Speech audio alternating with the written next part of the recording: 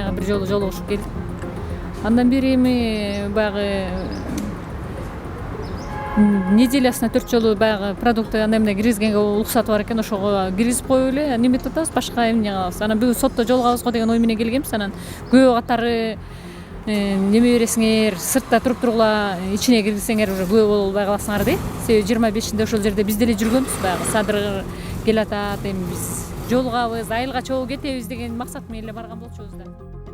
Урматтуу мекендештер, мен Садыр Жапаровдун бир тууган агасы Сауыр Жапаров, Садыр Жапаровдун колдоочулары.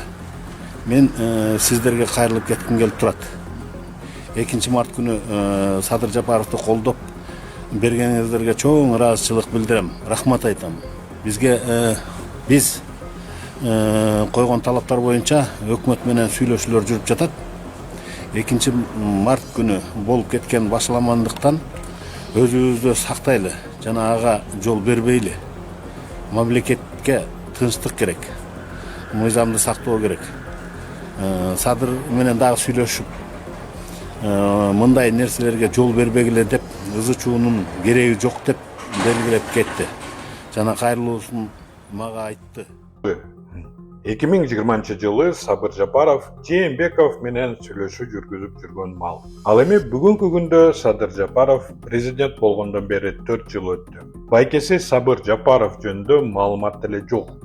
Кээде сүрөттөр чыгып калат, анан күбөлөрдүн сөзүнөн гана эмне иштердин башында жүргөнүн угуп калабыз. Сабыр аба, партия боюнча еще маалымат жок. Айтты, сейчас отправляем.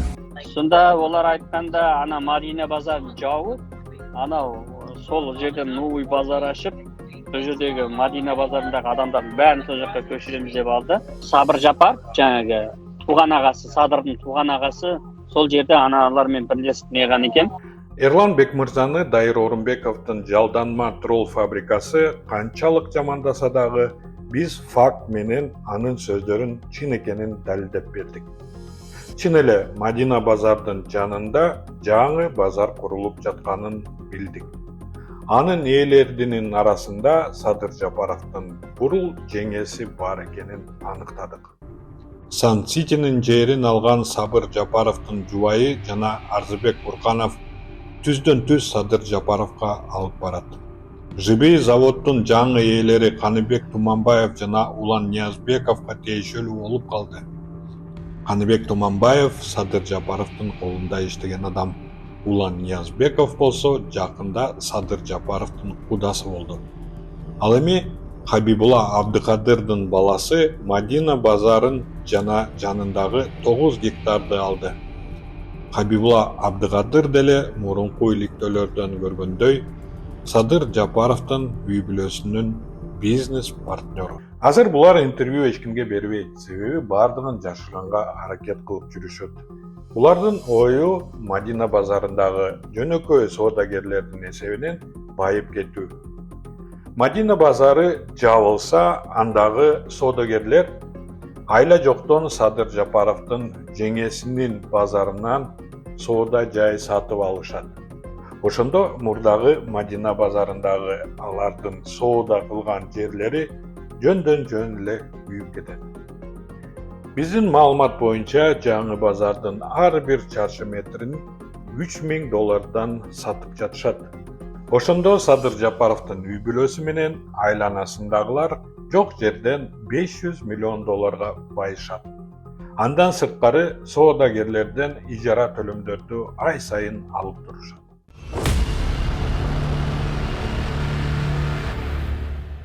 Базарды курганга президенттин бурул жеңеси акчаны кайдан тапты деген суроо пайда болот. А эмнеге Мадина базарын ККМБ аркылуу басага алып, Хабибулла Абдыкадыр деген контрабандистке кармата коюшту? Эмнеге кымбат баалуу жерлер президенттин досторуна, туугандарына жана анын колунда иштегендерге өтүп кетип жатат? Коррупция деген берене менен Садыр Жапаровдун досторуна жана туугандарына кылмыш иши ачылабы же жокпу? Биздин иликтөөбүз чыккандан бери 2 ай өттү. Эч ким бул суроолорго жооп кайтарган жок. Билмексем болот. Ал эми Президенттин бурул жеңеси дагы бир адамдын бизнесине уч кашып алганын таап алды.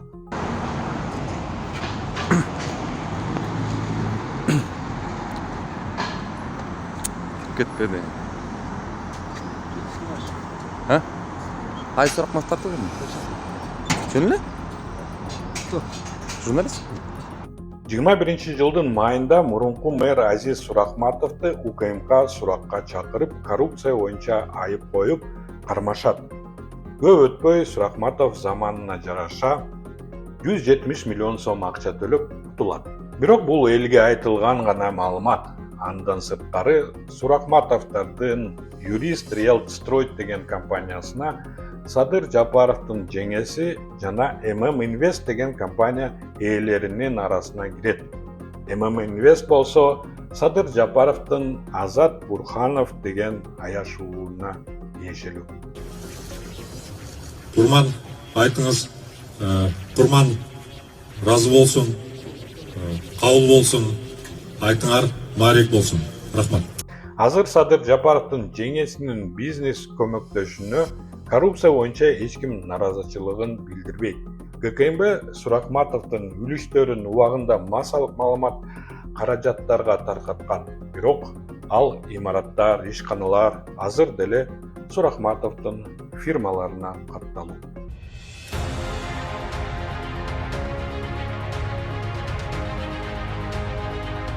Азиз Сурахматовдун баласы болсо жакында шайлоодо Бишкектик шаардык кеңешке депутат болуп дайындалды. Болгону бийликтин жаңы күч деген партиясынан келди. Ушинтип Садыр Жапаровдун туугандары Сурахматовдун строй компаниясына киришти. Андан сырткары бул жылы Слон деген интернет магазинди биргелешип ишке киргизип жатышат. Ким жаңағы Кыргызстанда бизнес жасаса да, связь жакшы болса, сонун бизнес жүрөдү. Ким жогорудагыларга акча берип, жаңағындай бөлсе да акчасын тапкан пайдасын сонун гана бизнеси жүрөт.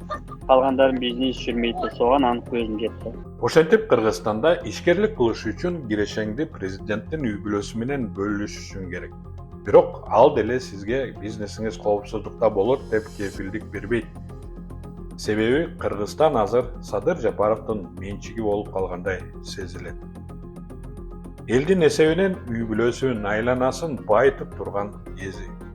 Жөн эле суроого жооп издеп бир нерсе десең, камайбыз, бийликти алмаштырган атасың, башаламандыкка чакырып жатасың деп бүткүл милиция, ГКМБ, сот жана тролл фабрикаларына сени жемелетет.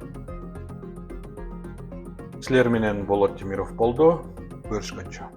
Кызык жашоо башталды, иштетели баштады. Бир муштумдай түйүлөлү бириктирип жаштарды. Эч кайдыгер болбойлу, келечекте хойлойлу. Жагалданбай байларга, мыктыларды колдойлу.